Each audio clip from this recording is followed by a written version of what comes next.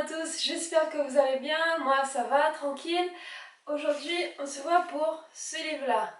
J'espère que vous voyez, c'est Demain de Guillaume Musso aux éditions Pocket. La tranche comme ça, l'arrière comme ça. Donc je vous lis l'arrière et après je vous dis ce que j'en ai pensé. Demain.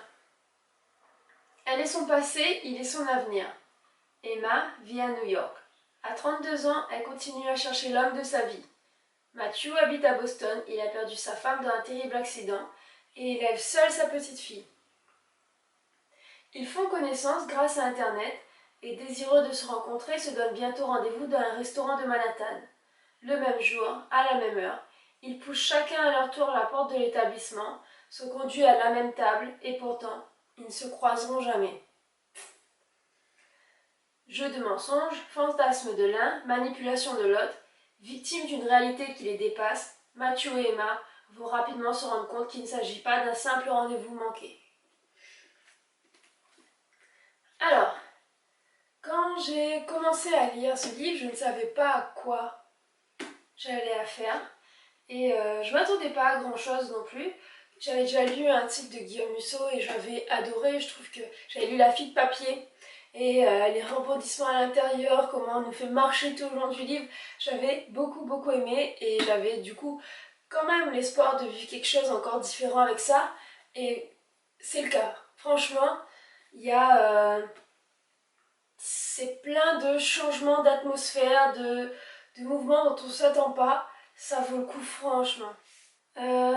Si Matthew va contacter Emma, c'est en fait parce qu'il a, lors d'un vide-grenier sur lequel il va tomber par hasard, il va acheter un ordinateur, un portable, et il se trouve que ce portable est l'ancien ordinateur d'Emma. Et en ouvrant ce portable, il va trouver des photos d'elle, et il va tenter de la contacter pour lui rendre ces photos avant de les enlever de l'ordinateur. Et c'est comme ça qu'ils vont créer du lien. Et vouloir à un certain moment se rencontrer, assez rapidement se rencontrer, et on va se rencontrer, on va se rendre compte qu'il y a quelque chose de louche et de bizarre dans cette non-rencontre. Parce qu'effectivement, ils sont au même endroit, au même lieu, à la même heure, sur la même table, et il se passe quelque chose qui fait que la rencontre n'a pas lieu. What? Dans ce livre, il y a du suspense et du rebondissement. Ça a commencé comme une romance simple, avec lui sur fond de dépression parce que sa femme est morte, elle sur fond de dépression parce qu'elle n'a jamais réussi à trouver les bonnes personnes, à s'entourer des personnes qui vont être fiables pour elle. Et ils sont tous les deux dans une recherche et ils vont essayer de se trouver entre eux. Donc ça a commencé comme une romance. Et puis après le rendez-vous, ça passe dans quelque chose d'assez fantastique, d'un peu, parfois un peu science-fiction. On se demande mais où est-ce qu'on est? Pourquoi ça a changé comme ça? On trouve un peu de surnaturel, un peu dans cette non-rencontre et dans ce qui va se passer. Les liens se mettant en place, chacun va essayer de découvrir qui est l'autre et d'en apprendre un peu plus. Et cette histoire va même se transformer en enquête, en un thriller assez psychologique. Et on est toujours dedans, c'est-à-dire qu'à aucun moment dans ces changements, on va décrocher, on va se dire mais qu'est-ce que je suis plus, qu'est-ce qui se passe? Non, on est embarqué et on rentre dans l'histoire et en tout cas moi je suis rentrée à fond. J'avais hâte que ça avance, que ça continue et il y a un super rythme donc ça avance, ça continue et ça change rapidement. Et le dénouement, et je vais pas vous spoiler, je vais pas vous dire ce qui se passe, mais je m'attendais pas à ce que ça se termine comme ça. Je m'attendais pas à ce rebondissement et tout ça, donc franchement ça a été une découverte et c'est une pépite dans ma bibliothèque maintenant.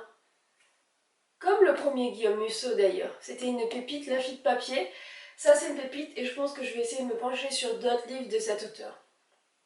Donc, comment est-ce que j'ai noté ma lecture? Je pensais bien que ça va être une bonne note. Pour le début de l'histoire, j'ai mis 3 sur 4.